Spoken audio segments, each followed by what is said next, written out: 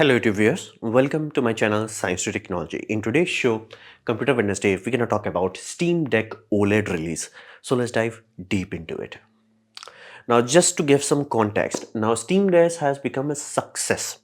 Now there are many indication, more than enough indication to know that it is a success, but you have to understand some context. It crossed 1 million in early 2022 and as of now is classified as in multi-million, which realistically minimum means 3 million, which makes sounds reasonable, so to say. And it's kind of shocking given the fact that Sony literally yeeted out of a handheld gaming because it's so hard to crack, and the only company that has successfully did that for long term is Nintendo, and even they had a dry spell where they were not selling anything, and then Switch became a success. So in that sort of hard competitive ecosystem where people are competing against mobile phone, they released a new ecosystem and they crossed multi-million territory. How the heck that happened? That's a big thing because it's a brand new gameless ecosystem. How the heck this was successful? Games. How the heck that was successful? Games. What does this has? No games. How the heck? When you're like, doesn't Steam sell games? Well, here's the fun part. You can buy those games on any other thing known as PC. So this gameless ecosystem where the fact the company that has software, they are deciding to make a PC and make a profit out of it.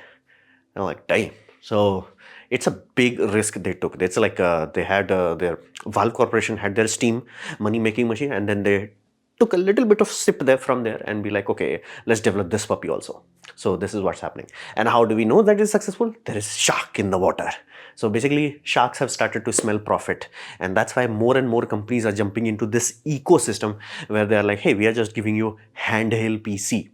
So this space is about to heat up. Like we are going back in the era of where we used to compete against Nintendo and PlayStation. Yeah, I used to be game artist, so yeah, these things I used to be very passionate about. So you have to understand, Steam Deck is wow. Like you just like side entered into something where it's like, damn. And 1 million in today's day and age, it's like, damn.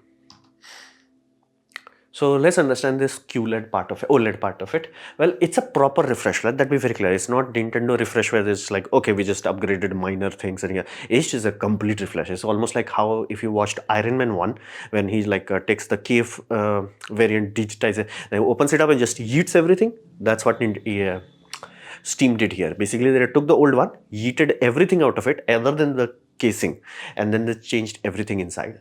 So the new display is larger while keeping the same size. Like how the heck? Well, it's just the bezels are much smaller. So the bezels went from 7-inch to 7.4 inch. So bezel is much smaller here. Now, not only they are going from, because be mindful, while LCD was not bad, it was underwhelming for 2020. Let that be very, and be mindful if you have known anything about Nintendo, people were begging for OLED. So in that sort of era where you know that people want OLED and you are like, it's like, it's one of those things like, dude, don't cut money in this sort of ecosystem. Like, there is some places you should cut money, that makes sense. Some places like, dude, it compromises too much. So OLED was one of those things. People are like, dude, we understand it would have increased your cost, but it's not worth it. Don't cut cost there. So this time they obliged, and not only that, they also did not give you the cheapest OLED available. The OLED is here, bright OLED, which is 1000 nits, which is damn. 1000 nits, let me be very clear, unless you have a very good Android mid-range phone or high-end Android phone, you have never experienced 1000 nits. 1000 nits are damn.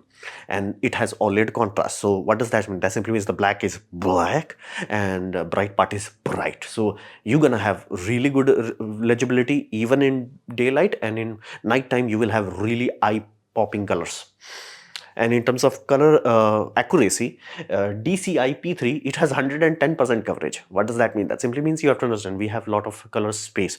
Color spaces are infinite. So we created a constraint to make sense. Like, the file from your camera can actually play in a display. So we created color space. So you have SDR, standard definition range, and then you have HDR. HDR has a lot of color space. So if you ever see DCI like it's exceeding 100%, that's what it means. Sleeping into from, let's say, normal broadcast HDR to cinema HDR. So this 110% is not like, whoa, how? It's normal. So coverage is, what does this mean? That simply means as an artist, if we have designed something and we're like, hey, the brick should be red and all that, it will look red to you. It will look exactly like how it's supposed to.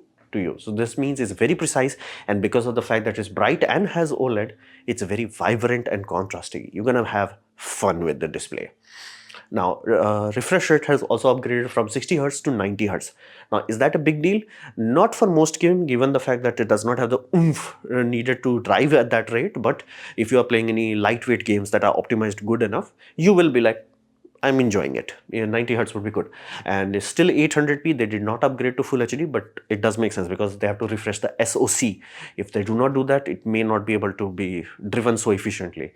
So resolution is still low. However, no variable refresh rate. If you have noticed that that's the biggest change that happened into smartphone in recent year. We reached OLED quite early, around 2015. People were like, OLED is the thing. You're poor, you buy LCD, you have money, you get OLED. So the next technology in early 2020s was variable refresh rate or adaptive refresh rate. The idea was, back in that day, we figured out how to make 120 Hertz display, but problem was is draining battery too fast. So somebody came up with the idea, what if we have an extra layer that allows us to control this thing? What does that mean? That simply means we can throttle that puppy. Meaning if you have just a display and let's say you are watching a YouTube video, okay, running at the video's native rate. So video is 30 FPS, your display is 30 FPS. If you are playing a game is like, I'm giving you 90 Hertz, the display will be at 90 Hertz. So it will not unnecessarily burn battery. So it was desirable. Now, why do not they have it? Best case scenario, our expectation is that they are selling million. They have to sell millions. Where they can justify going to a manufacturer, whichever manufacturer it may be, like, hey, can you cut a custom OLED for us? So I think that's the reason, but it's still, given the constraint of 800p, given the constraint of not having variable, it's still considerable update, still going from like, to like, damn. So flat out shut up, take money category. And because the display is so much thinner, you have much more room, breathing room. So benefit of breathing room, big ass battery. So battery got 10 watt hour extra. To give you a context of that, that would be more or less like this much extra horsepower. That is significant. Let that be very clear. It's almost like 25% more boost. So it is significant compared to the last variant, which had 40 watt hour. So it is big. Like they did not just like, oh, we replaced the LCD. No. We have OLED, we got space, so we added bigger battery and better chemistry also. So that's really good. So this is the OLED part of it.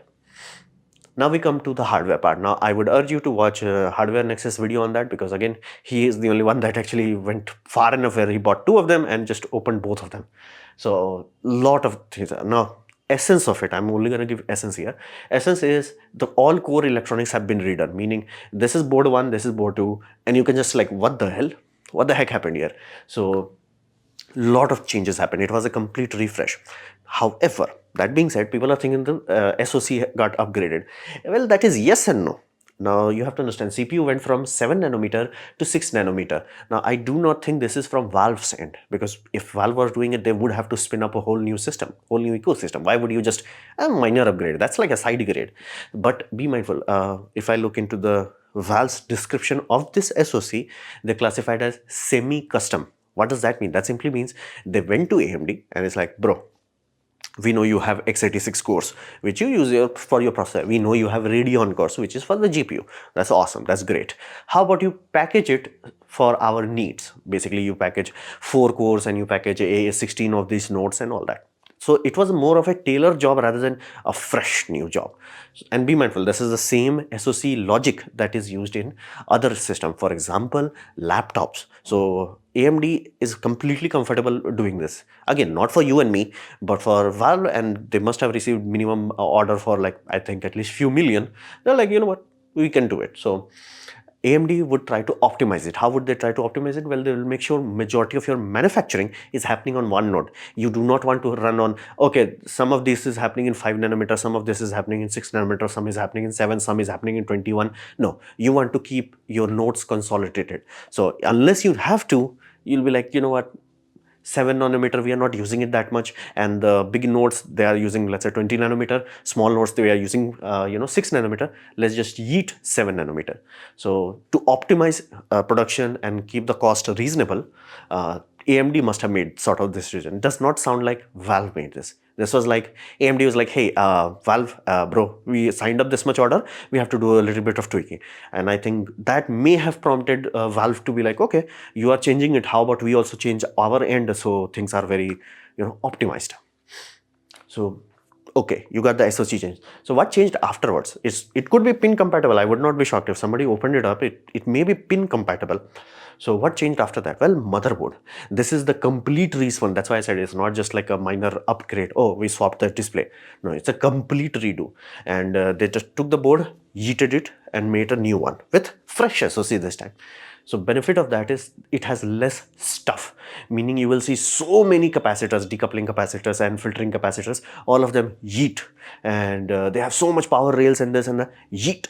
How the heck they managed to do that? Well, the biggest change they had that allowed other things to, express themselves, so to say, is this. Basically going from 4 RAM modules to 2 RAM modules. Like, wait a minute, how? Well, better RAM, as simple as that. Like, you can buy, like, even better than this RAM would be available, but they are like, hey, we have this, which was good, but what if we get better RAM? Now, you may be like, wouldn't that increase cost? Well, yes and no. While the die itself would be more expensive, I can easily assure you that if 4 dies cost was, let's say, X, this could be X plus 10%. But here's the deal. This will require machine to place 4 things. This will require machine to place 2 things. And yes, that translates to how long it takes for a pick and place machine to populate your puppy. So reducing that time is shut up, take money, even though the product would be expensive. And because this thing is far more efficient, it's also saving a little bit of battery, and it's faster, meaning it goes from 55 megasamples per 55,000 megasamples to 64,000 megasample. And given the fact that we are talking about a APU, which is directly sharing the RAM bandwidth, it is desirable to have much more throughput. You want that throughput because you do not have the luxury of a dedicated GPU which has its own lane with its own memory. So having a fatter pipe, shut up, take money.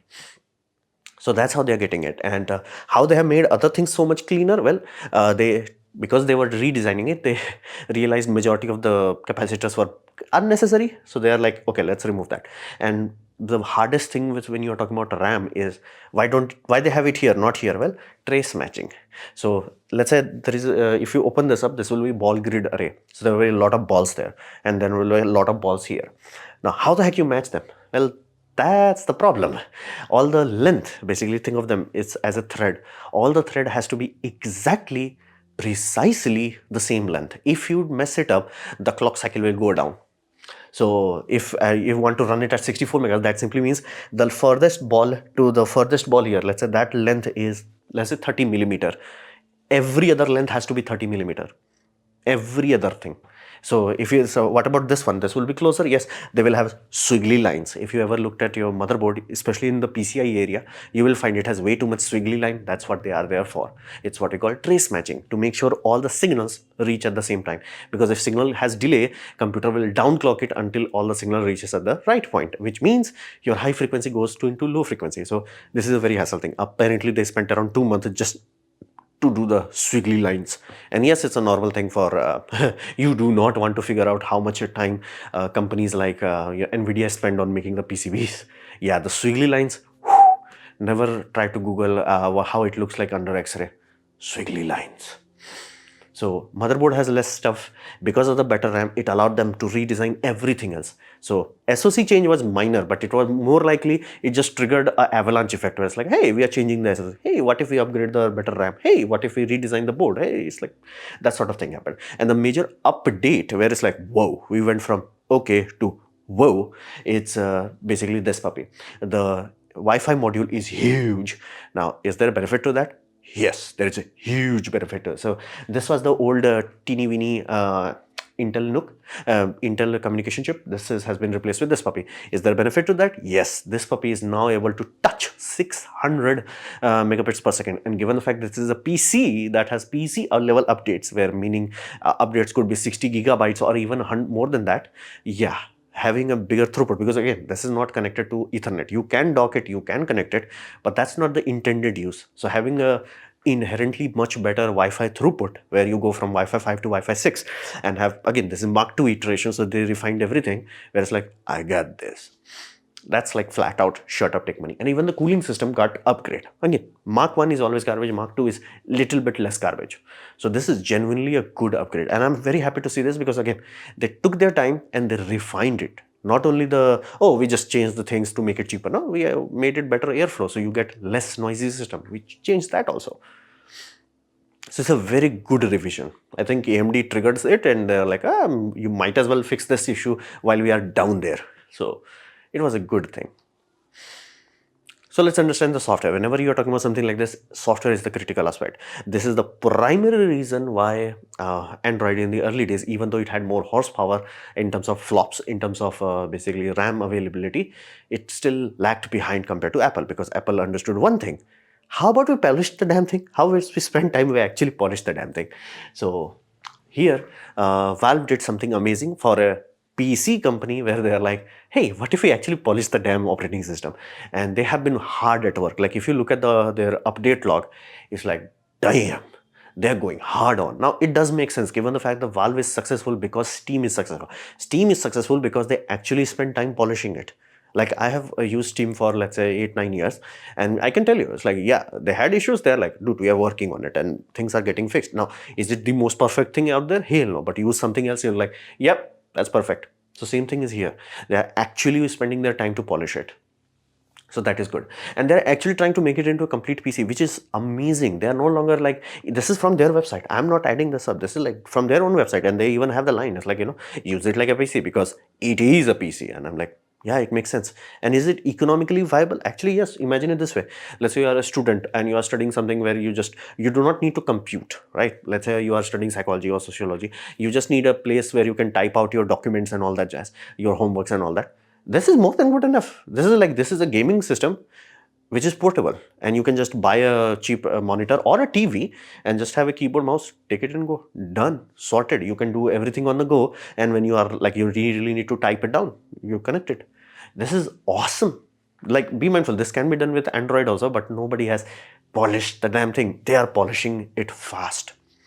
So lot of frequent updates for game also, because again, this is their core bread and butter. So I am not shocked. They know what they are doing. They are polishing the hell out of it. And Steam Deck is also getting a lot of attention. So people were like, hey, we connected this did not work. Steam is like, I'm on it. They're actually working their ass off to make sure the dock is actually useful. It's not just like, it's just a dock, you just connect no, they're working their ass off. They have variable refresh rate in a dock. Damn. So if you want to understand why that is such a big deal, yeah, look into other people who have made KVMs with a DisplayPort. Yeah, it's hell of a hassle. So if the fact that Steam is getting into that means they have some people whose sole job is make sure this puppy works. So it's a very good perspective there. And at current rate, what we can achieve, right? Let's say Steam keeps going at this pace. What we can achieve in 1 or 2 years from now? Well, we can achieve the versatility of PC gaming, meaning millions of games you can play into the. Some would be awesome. Some would be like, some would be like, yeah, thou shall not try it. But you get the point. Like, it will have enough oomph to be like, hey, it's a PC that is portable. It will have the same dexterity, same mobility as a portable devices, and you will gonna have Linux reliability. So you will have Windows library while having Linux reliability. Right there is what we call shut up, take money. Windows level game library, Linux level reliability, shut up, take money. Done. The end. So this is awesome that Valve is actually pushing through, and I'm hopeful because you can see a lot of people who have bought this and used it.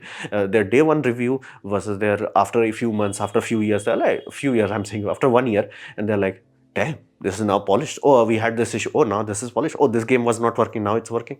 So they're chipping away at it, and which is really good for us. So what we can expect in the future? Well, here's the deal. Things are moving in a positive direction, and I'm very happy with that. Because here's the deal. More competition equals better for you and me. And option is always GG. We want more options. So that's a very good thing. And PC price hike has put a dent on PC gaming specifically. And if you ever wondered how the heck consoles are selling again, yeah, looked into the price of the graphics card alone. Back in the old days of 6 years or 7 years, I bought a 1070. It was like, 43,000 rupees. I do not even want to say how much money I spent on 4070 Ti. It hurts. Now, so flat out, the price, if it keeps going up, people will like, yeah, console makes sense. Like there was a time before pandemic, just 1 or 2 years ago, where you could have bought a console and the same amount of money you would have got better, more horsepower, more energy efficient parts, and you're like, bro, I could buy a PC that would be better. But because of the PC price hikes, specifically with GPUs, it has reached a point where people are like, yeah, I'm going back to, console. So this is a really good breaks on that, where it's like, oh, I can't afford a GPU at the end, to like, hey, what about this sort of things? So it's a really good. And dock ecosystem is a good low cost PC for majority people. Right? Here's the deal. Everybody says that I need a supercomputer because I'm doing this quantum calculation and this encryption and hulululu. And here's the deal. Most people don't do it. And that's why Apple M1 is so successful. They figured it out that people say a lot of things. They don't need a lot of things. It's like, hey, mobile SoC, just give it a wings and it's gonna fly. That's what they're doing. It's like, imagine this, like if you're an art student, literature student, you need a laptop to do your stuff. Do you really need to like, what if I'm going to run a simulation and TensorFlow calculations and this, and it's like, no.